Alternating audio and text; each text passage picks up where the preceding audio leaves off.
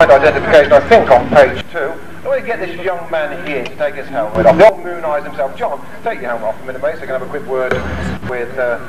If you're as long in the tooth as I am, but not as long as in the tooth as him, you'll probably remember this guy, one of the great all-time classic racers at Murray. But yeah, John Cooper. Nice round of applause, John. Hello, John. This is the guy that beat Giacomo Agostini when Agostini was unbeatable. He beat him at Mallory Park at the 1971 race of the year, wasn't it, John? Do you think I only won one race, Fred? Well, no, but we'll come back to those. I mean, that's the one I always remember in everybody. You must get bored with it, really, John. Yeah, well, I won that, you know, and I won Ontario Classic in California. I won $15,500 in 1971, which was a bit tasty, but I did win the race of the year, and I won some races here as well, you know. It was back to 1964. You won the race of the year 3 times. That was when it was 1,000 guineas a throw, wasn't it? So that was worth a few quid. That's why they used to call you Wadder, wasn't it? The old man with the wallet. No, they called me Wadder because when I was a little lad I couldn't speak. I was a bit squeaky voice, and they used to say, Wadder, Wadder! Yeah, I tell you what, talking about being a bit tight with the wallet, you got somebody coming down tomorrow if he turns up that's even tighter than you were reputed to be. Your mate Dan Shaw is coming down tomorrow, isn't he? I wasn't tight spending it, I was just good at winning it. Actually, you know, you read about Motorcycle News and the Man of the Year, and I think Carl Fogarty holds the record for the greatest number of winning votes in the race, in the Man of the Year. But you won it on no less than, what, 3 separate occasions, wasn't it, John? That's right, 3 times. In 1971 I got more votes than all the other riders put together, except Phil Reed, and he bought about 2,500 copies of the Motorcycle News and still didn't win it. And he's coming down tomorrow as well, isn't he? So they told me. I think they was going to come today, but I think they only paid him for 1 day.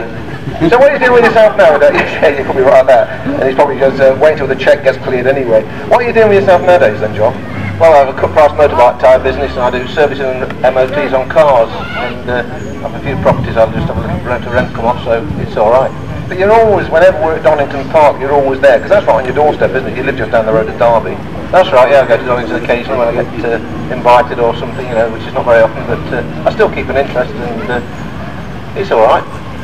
This circuit, you did race here before we just looked to Aberdare Park. Of course, you did a number of the Grand Prix. You were part of the old Continental Circus. I don't know if anybody remember that film that was made, Continental Circus. It featured around Jack Findlay, I think, but there was a very scrawny, thin-looking John Cooper in those days. Going back to what, the 1950s, that would have been, wasn't it? Actually, I went on the Continental Circus about 63 or 4 or 5, something like that. I did a few races. I didn't do a full season, but I finished 4th in the World Championship on one of the years. And I won a few. I finished 3rd in the Checo Grand Prix, and I was doing all right in 1 or 2 more. And you know, when riding a 500 north against the MV was never very exciting. Well, I don't know. I'm not going to talk about that race again at Mallory Park in 1971. You almost packed up in 1969, though, didn't you? You had a big bump at Cadwell Park. Yes, I had a big bump at Cadwell in 1969. Then I decided to build the Yamaha engine and a CD frame, and that revitalised my racing career. And then I managed to get the BSA and. Rode in the match races in 1970 and 71, and then borrowed it for the race here and race of the South at Brands, and I did quite well. What about Aberdare Park? In those heady days of what, the 1950s, there used to be a load of rhododendron bushes around here, and the riders used to rub their shoulders and helmets against the old rhododendrons when they were out. I had a nasty bump here in 1969.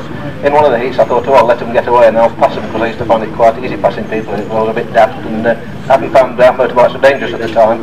And Dave Deegans fell up on the paddock corner and I hit his bike, and I ended up in the rhododendron with a big hole in my side. Could have been worse. You could have beat Deegans, and then you'd have been even worse hurt, couldn't you? Because I mean, he had a fist like a leg of a ham. I mean, he was a tough nut, was Deegans, wasn't he? Yeah, nice lad, Dave. He's a bit of a tough nut. There are other riders that, you know, privileged like to say. Well, no, I could talk with Phil. Okay, John, you're getting bored with me. Phil Landegg. Here's a rider I recognise over here. Ted Edwards. Good Lord.